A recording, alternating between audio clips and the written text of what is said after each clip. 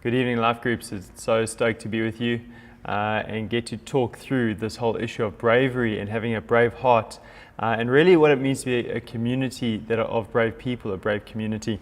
There's lots of examples in the Bible of people who were brave for God and for each other. Men and women like Abraham and Sarah, Rebecca, Moses, David, Elisha and Elisha, not to mention Peter, Paul, and many of the other apostles, most of whom died for their belief in Jesus. These are examples of brave individuals, but the reality is most of them were surrounded by people that were brave for each other and encouraged each other to be brave. Really, they did more together than they could ever have done alone. Tonight we're going to look at one example of brave people. We're going to be looking at Queen Esther and her uncle Mordecai and how God used them really through an extraordinary act of courage and bravery to save the Jewish people and so fulfill God's plan for the world. The reality is, if we want to live like men and women of the Bible, if we want to live with their kind of courage, we need to understand what inspired them to acts of courage so that we can be inspired in the same kind of way. Now, you're going to read through Esther chapter 4 together as a life group and dig into that chapter.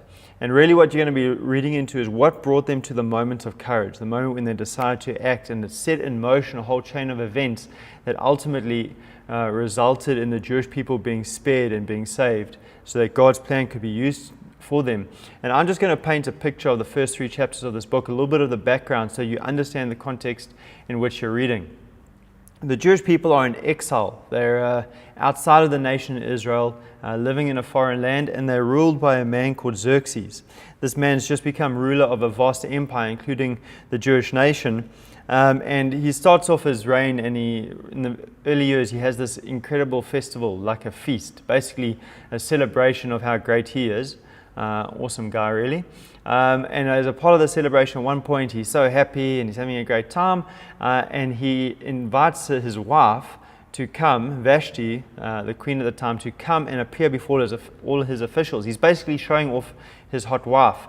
She refuses, rather foolishly, refuses to obey him, and as a result, she's dethroned. She's never allowed to see him again, and she's no longer queen. And so he goes on this hunt to find a new hot wife, a new queen.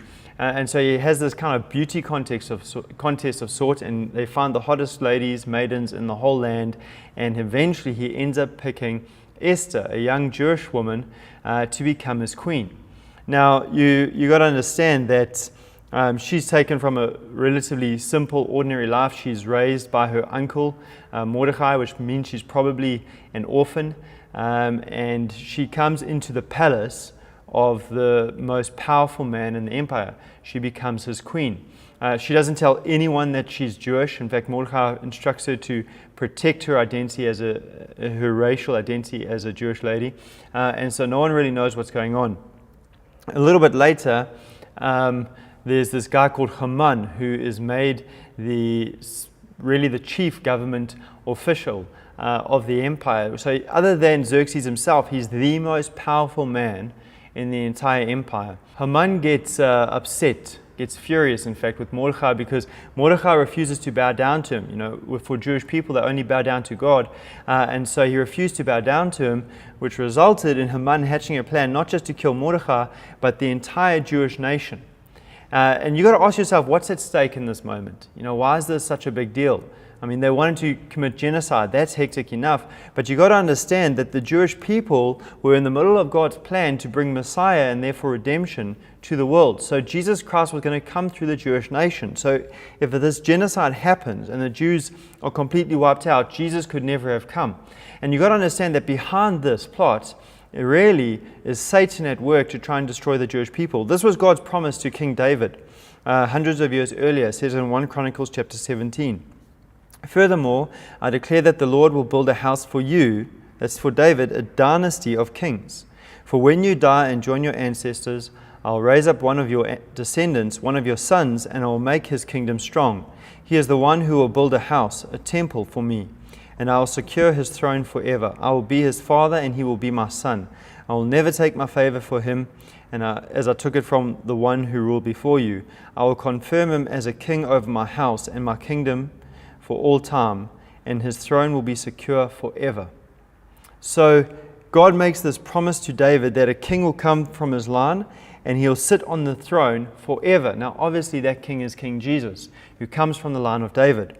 And so, this promise of a coming Messiah, a king, Savior king, is made, and that Savior king would come through the line of David, who is of Jewish descent, a Jewish king.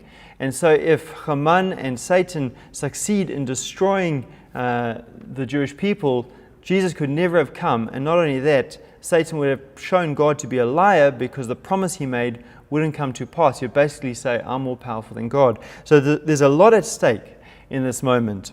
And so this is what's going on here. You've got Esther, this young Jewish woman who's been elevated really from orphan to this place of queen of the empire. And you have Mordecai, who is a government official, but not a particularly powerful man in the great context of the empire. And they're pitted against Xerxes, Haman, and this incredibly powerful empire. Not only that, the masses of hell, the Satan and all the demons who are trying to attack God by attacking his plan with the Jewish people. And that's the context they find themselves in. You know, the odds is not just David versus Goliath, it's huge. And there's these words in the Bible, probably some of my most favorite words, 2 words, but God.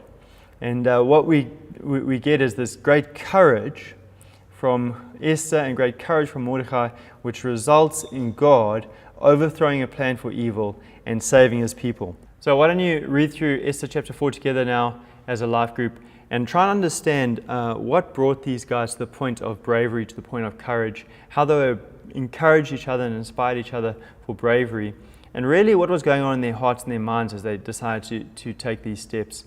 Enjoy digging into the Bible together as a group. Thanks, guys.